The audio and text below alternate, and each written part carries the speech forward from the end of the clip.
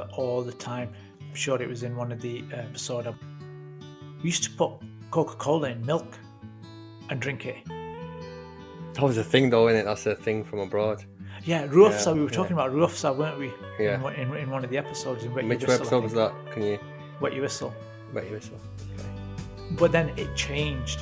So after college, I started looking at what kind of things were making me ill, and I realised if I started having too much sweet stuff, I regularly had a sore throat. And as soon as I cut it out, I stopped getting sore throats. And up until this day, I now monitor and manage how much sweets I eat, but there are a couple that I can't stop eating. So if someone bought me jalebi from Delhi Sweet Centre, I ain't gonna say no. I mean, I love the box. You dropping hints there, Niz. I'm hoping to come around soon, so you can get me. Well, we know you as a spice guy. Have you always been into spicy foods? Is that something developed over the years? No, I've always been into spices as well. This is another thing now as well. When you eat at home, in my family, my generation, me personally, if I was given a dish, I'd eat it. So regardless of whether I liked it or not, I would eat it. And yep, we Asians cook absolutely everything. We can make a meal out of anything as long as you add spice to it. Yeah, do you know what it is? I think it's what your tongue and your palate gets accustomed to. For example, we used to have like really spicy food like back in the day. We've calmed down now a little bit because mum's got certain conditions. She shouldn't have too much spicy foods and too much salt either because of certain conditions. So we've calmed down a bit. But my sister's married into a family where they eat barely any spice, so their spice level is very low and their tolerance is really low.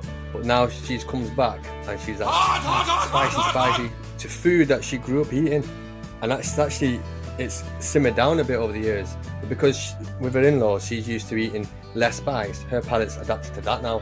So when she comes back to ours, for her it's too spicy.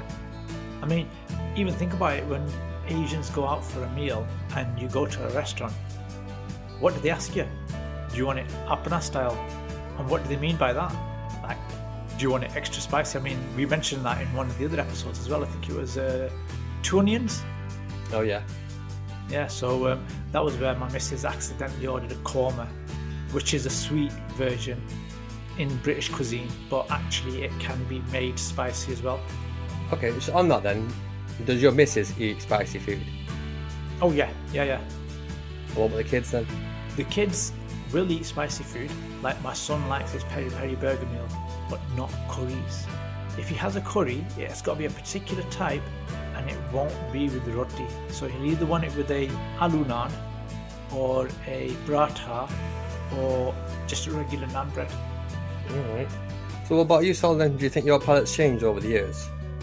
Yeah, because having certain conditions, say for example my diabetes, you have to adapt. So from what I was then until now, it's changed. Foods such as less peanuts or having milk in there, stuff like that needs to be cut down. So I have to use alternative milk, but it doesn't taste the same. It tastes different. You get used to the taste of having oats milk, but it's not the same milk taste. When I'll have Rasmalai! I can't have that now. I used to love that. It has milk in it. Oh yeah, gosh, yeah, you're right. Okay. See, now I'm craving rasmalai. Now you put it into my head. Now I feel like rasmalai. Jalebi, I've not really been too much about. Even though I've got a sweet tooth, I don't know something about it. I think it's just too sugary. Unless it's, I think we discussed this already as well. You put it into milk, which will sort of dilute the sweetness a little bit. It might dilute it, but it gives you extra energy in milk. But there's different types of jalebi. There's the orange one, there's the thin sticky one. The one that I have is a golden coloured. I don't know the exact name for it, but there is only one sweet centre that I know makes it. Literally everyone I've spoken to so far says that is the best one. And I think I mentioned a story about someone who took one and got the sugar sweats. Like, literally got the sugar sweats because he finished off a 2.5 kg box in one night. Yeah, well, no wonder. I think that was in the Sweet Tooth episode. Guys, you'll have to go back and listen to all of these great episodes. Yeah, true. I've tried that jalebi that you're talking about. Like I say, it isn't bad, but I don't know. I'm not a huge fan of jalebi. And it's not just food as well, drinks as well. My palate for drinks has changed as well. I remember from the Wet Your Whistle one, we were talking about Ruh Afza, which was made from Hamdard Laboratories. I used to have Coca-Cola, don't anymore. I'm more of a water person now, but I flavour it. So I'll either use a cordial or get a hint of lemon and lime or strawberry, the Volvic waters and Evian waters, the types of drinks that they do now. Yeah, why is that though? Is that because you're getting older and you're trying to be healthier? Your body starts deteriorating. When you're young, you can eat McDonald's like 3-4 days on the trot, even a week, nothing on it. You do this, when you're slightly older, you'll feel it like the next day. I've not really had an issue, but apart from having the sweet stuff and then knowing I'm going to get a sore throat or I'm going to get ulcers in my mouth, I'll stay away from it. Drinks, I've never seen an effect, but yes, you are right. I am doing it thinking about my health. It's a conscious decision you're making to change your eating habits. Yeah, but because I've not had it, when I go to a wedding now and try a little bit, I don't like it. Yeah, they say that there's this thing called the sugar fast. So if you don't have it for 30 days, I think it is, or is it 90 days, one of them, your system sort of recalibrates itself. So when you do have it, it feels like it's just too much. I'd have to agree with that, James. Because now obviously I've cut down a lot of sugar, especially like chocolates and sweets and fizzy drinks.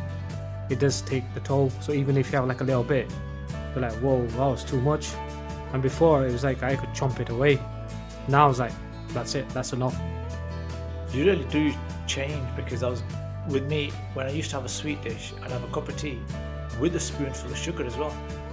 But now, if I have a sweet dish, I won't put any sugar in my tea. Have you ever eaten sugar raw? This is so bad. Just normal sugar, the white, crappy sugar, just a spoonful and just eat it. I've done that. I used to do that as a kid. Yeah. Never. No, Never. so I'm not well, Niz has, so I'm not the only one. I would have felt worse if I was the only one. Oh, okay, that's not too bad then. I don't know why. It's just as a kid you do daft things, isn't it? But it's similar to having, I don't know if you remember that Asian sweet, Pakistani sweet. It looks like a crystal and it's just pure sugar. Oh yeah. No, a mishri or something they call it. Yeah, mishri. Yeah, that's it. that's Mishri. it. Also, I forgot what they're called. They're like now- cube or shape. Yeah. But now my fillings will come out if I try and do that. I can't do that no more. It's really hard in your teeth. Because then there's the other one called Revrian, and they're like a white milk, Little rocks, sweetened. little stones. Yeah, they're Stones. solid as well. Talking about these kind of sweets, what about Blackpool Rock? Oh, Yeah, I used to have those. I wouldn't have one now. No. Even when the kids get it, I try to discourage the kids from getting it. I don't even think it tastes nice no more. I mean, maybe that's my palate there. I don't know. It's just my teeth are sensitive now. I wouldn't even enjoy it. You couldn't even pay me to eat one of those things now. Oh, I remember my favourite chocolate bar over the ages has changed. So first of all, I used to like Snickers. Then I changed to Aero. Then I moved on to Lion Bar. And then finally, while I was at uni, I used to have Picnic.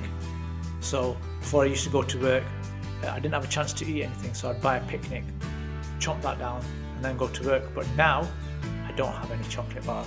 It's like a big no-no. Yeah, so what you said, I have phases of those. So I'll have a toffee crisp phase, just eat them for weeks on end.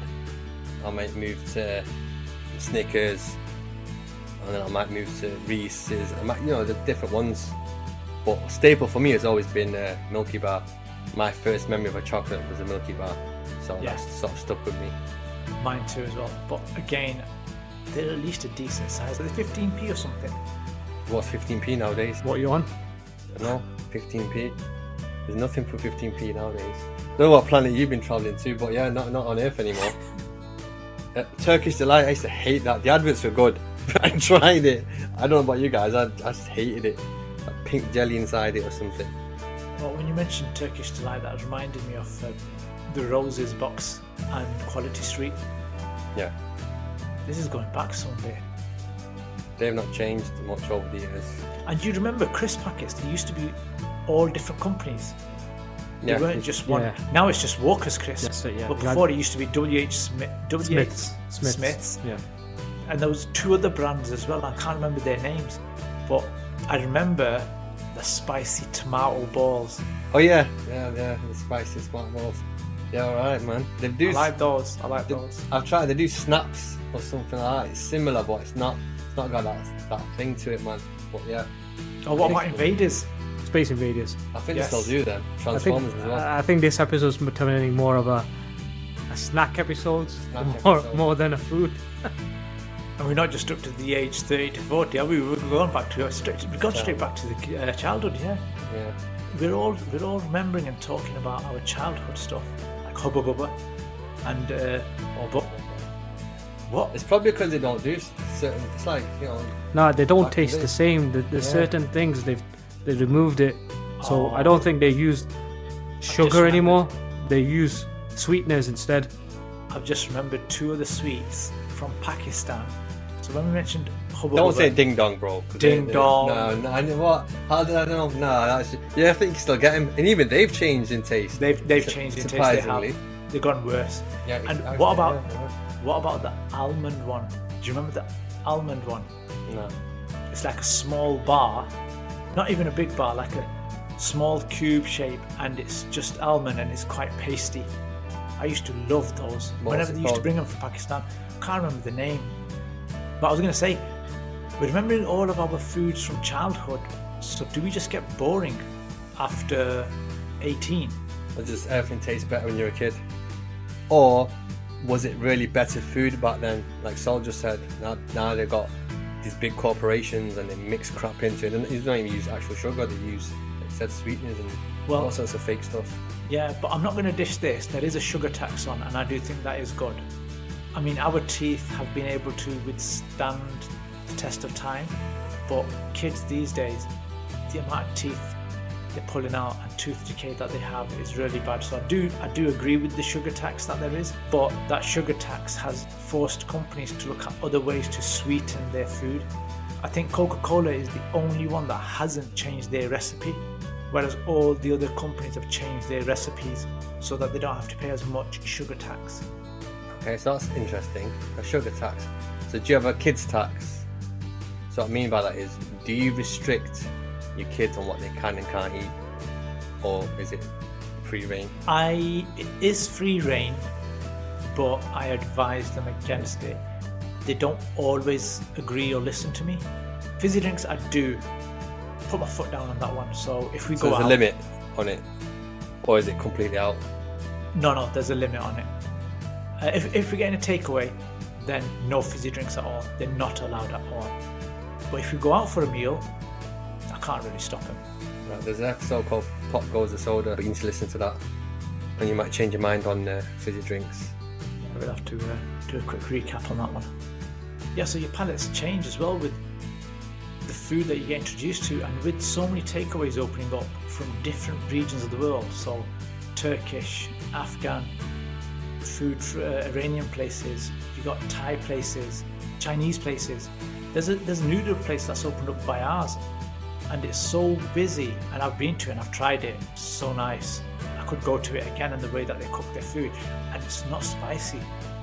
So on that then, do you tend to try more diverse foods? And have you always been like that, or is that something you do now, if you do that? That's a very good thing. So I do it as something to try and teach the kids. So I was reading something online, and it says to be able to be tolerant and open-minded, more optimistic, ready to try stuff, you need to have an elastic mind. But to have an elastic mind, you've got to train it. And to train it, you have to do new things, different things that you hate, things that you wouldn't do, things that you don't like. And then you create this elastic mind. And they said one of the easiest way to do that is just try different food.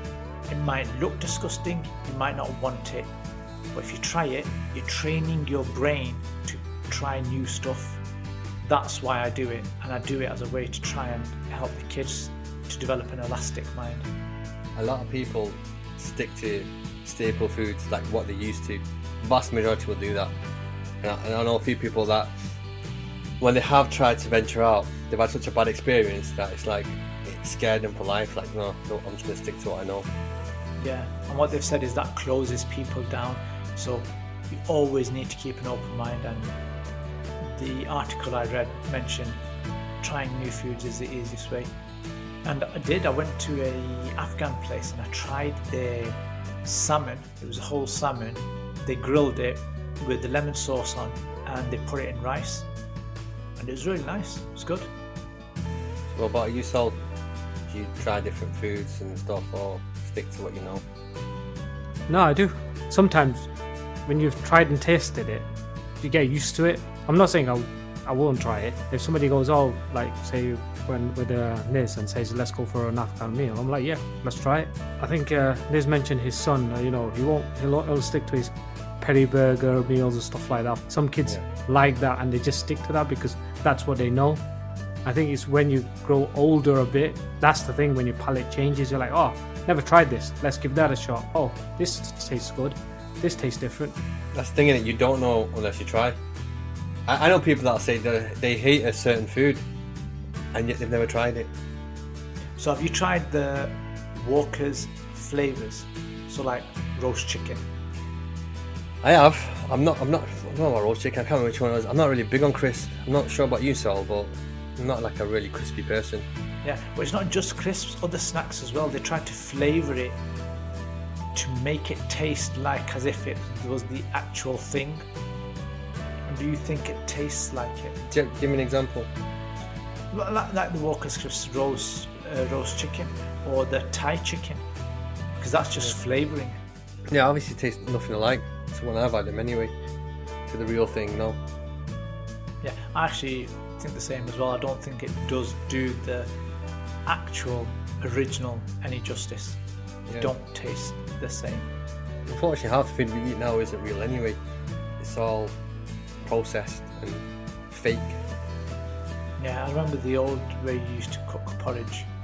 And now they have that instant porridge, don't they? Where you just add water or milk and then put it in the microwave. So that statement I've just made is very true. Like the food, it's more artificial now. I mean, that's backed by science and history. I was just thinking, so when we go into our childhoods and we're like, oh, food was so great and all the rest of it, and was it because it tasted better, which may play a part, but I wonder, like the kids of today, when like they grow up, are they going to sort of reflect and say, oh, but we would, even though they're eating fake food, right, for the most part, artificial, processed, but are they still going to have, is it mental or is it actual physical? Do you know what I'm trying to say? Yeah, that's a hard question to answer, to be honest with you, because we're not them. Only they will understand that concept. Obviously my elders, they used to mention that you're eating fake food. I remember they used to tell us that years ago, because this is not what we had. What we had tasted a lot better. So I think that might be the same concept, and so on. They'll say, oh, our food was great, and when they have their children, they'll say, oh, your food wasn't as great as what we had. So it could be, like you said, it could be actual more mental aspect more than the actual physical aspect. That's quite interesting, because I don't think, see, I just thought about when we were kids, I forget this, generations before us, their food was even fresher, even healthier, even more whole than our foods. There's a thing that they say in my family, they say desi chuza. Translate for the listeners. Desi meaning from back home, chicken. So one where you look after it yourself and then sacrifice it and you cook it fresh there and then. Whereas chickens come into the shop, they've shown that they do pump them full of water to plump them up a bit and also to add weight. It's not what it was back in the day, even before our time and even during our time. It's just getting faker and faker. I can actually envision the future. I can see one day you go to your printer, you press chicken burger or donut, and it'll print it out for you, and it'll probably put some flavours in there. I wouldn't be surprised if that happened one day. And literally, I think that's where we're headed. Fake as anything. It's all, and they try to chemically, like you said, with the flavourings of the crisps, they try to put it in. If they can put it in crisps, they can put it in literally anything. Well, that's why they're trying to move to plant-based foods. And what is plant-based foods? Just flavouring. They've now started this new trend, veganuary, So every January of every year, you just have vegetarian food, and this year it took off. So McDonald's have got their plant-based one, Subway's doing their plant-based, Pizza Hut is doing their plant-based pizzas, and it's supposed to be meat but plant-based. What is that plant-based? It's just flavouring. Talking about January, you forgot dry Jan because you were mentioning about wine earlier on. Oh my god, where's these months coming? So I've heard of October, where you stop smoking. I think there's a Movember, yeah. I think did you have there's a grow a moustache for charity or something? That's it. What did he say now? Something January, what's it called? Dry Jan. Dry Jan. That's what you don't drink in You don't drink throughout the month of January. Is because throughout December they say they drink a lot of alcohol and so on. So obviously, because you've overdone it. yeah, overdone it. That's So it. it's like detox. Detox. That's the word I was looking for. Yeah. Yeah, that's it. Whilst we're talking about different sort of months, anyone have any ideas of different seasonal foods? For example, during Christmas, you get mince pies. You don't get them throughout the rest of the months. It just tends to be like October, November, December time. Yeah, like I said at the start of the show, bro, I'm waiting for mango season to kick in as well. It's just around the corner. As soon as that's in, I'm on the mangoes. See, I miss them when they're not there. And when I'm there, I sort of take it for granted. I don't have them as much. What about your Cadbury's cream eggs? What season? Oh, Easter. Okay. But you can get them all year round though. I don't think they're quite seasonal. Obviously there's certain things that they promote seasonally. I don't know if you can buy them all year round, you know. Yeah, you can. You and your cream eggs. How do you eat yours? Actually, how do you eat yours? I don't. Do you remember that advert years ago? Yeah. Where, Yeah. there's different ways of eating one cream egg. Yeah. I How tried do you all of eat them. That's like 7. I'm joking. There's like 7 different ways. Can you tell us some of them? I can show you. but after the show. But yeah, I've always preferred Kinder Surprise. Oh, it's What was woke that? up. I think Sol That's just the woke alarm up. clock. I think we've gone over. Oh, That's it. Time's up. Finish. Come to Right, an okay. end. And that was a Kinder Surprise right there. By the way, that's my favourite. Hint, hint. Right. It's been an interesting chapter. Sounds like we covered quite a few topics throughout the ages. Let's see what you did there. Hope the listeners found this episode a good listen, and I'll see you guys next time at the table. Bye for now. Yeah, it was good going down memory lane. See you guys next week. Bye bye.